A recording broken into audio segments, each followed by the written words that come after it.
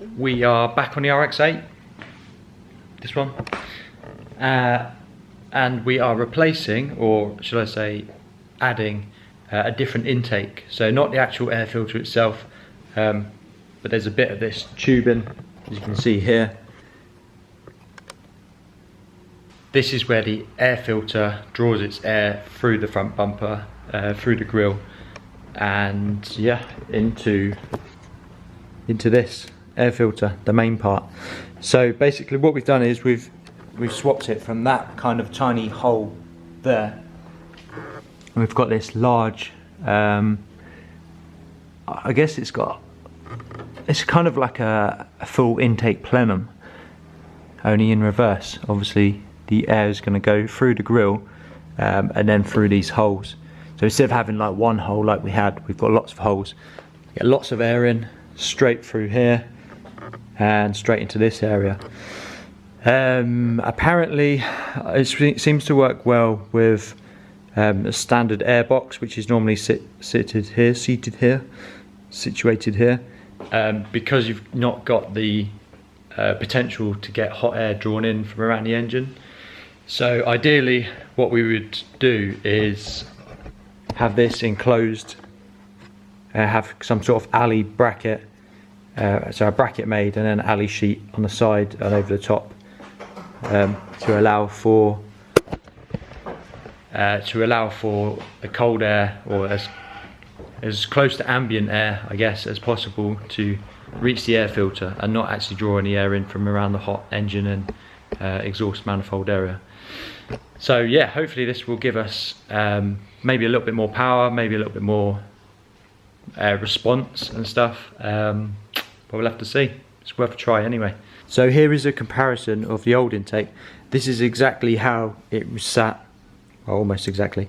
So it would take in air on the side there, so it's not even getting a direct kind of flow of air to it. I guess Mazda obviously had to compromise when they built the car. Obviously they wanted to keep noise down and all sorts of stuff like that. It does appear to have some sort of kind of vacuum operated actuator on the side with, I'm not really sure what that is. Any ideas what that is? I reckon under full boost, that would open the second port. Oh right. So actually, so we're not quite sure what this is, but either way, it's limited in how much air it can get and there's no direct flow going to it.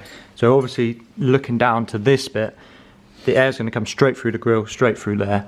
It's a nice kind of OEM looking install as well. You don't have to modify anything. You just have to take a little bit of this foam away and mount the brackets in the onto the original fixings, which is obviously ideal. You don't have to fabricate anything or cut anything or drill any holes. Yeah, so the air will go straight through there into the air filter, hopefully. It works with the stock intake system as well, so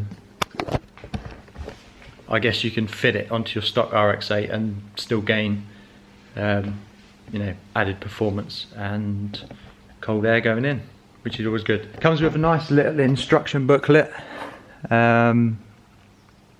obviously describing how to fit it, although it is quite easy to fit. It helps to have an idiot-proof guide.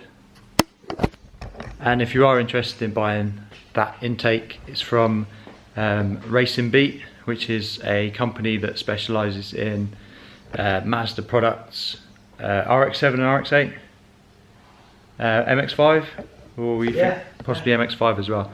So yeah, definitely check them out if you are in the market for some Mazda bits. So this is the finished product. Oh, kind of. So as you can see there, the intake is just below the number plate line. So it goes through the grille. And it actually looks pretty factory, pretty stock looking. Which is obviously quite good if you're not trying to make your car look too crazy and too much like a race car. So yeah, hopefully that will help with power and stuff like that, response, I guess. Everything else you can get from a cold air intake.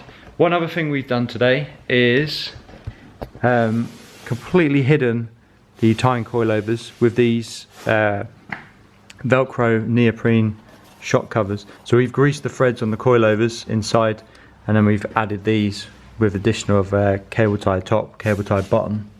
Not sure how they're going to hold up exactly, but the idea is that they'll protect the coilover, the threaded part, from the elements, from the rain, and from the just general road grime that you pick up as you're driving.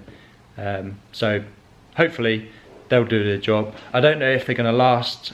They might split or rip over time. I'm not sure how many thousands of miles you'll get out of them, but this car is not going to be doing high mileage anyway. And even if you replace them, you know, like once a year, I think it's probably justifiable to protect an expensive set of coilovers, or even a cheap set of coilovers.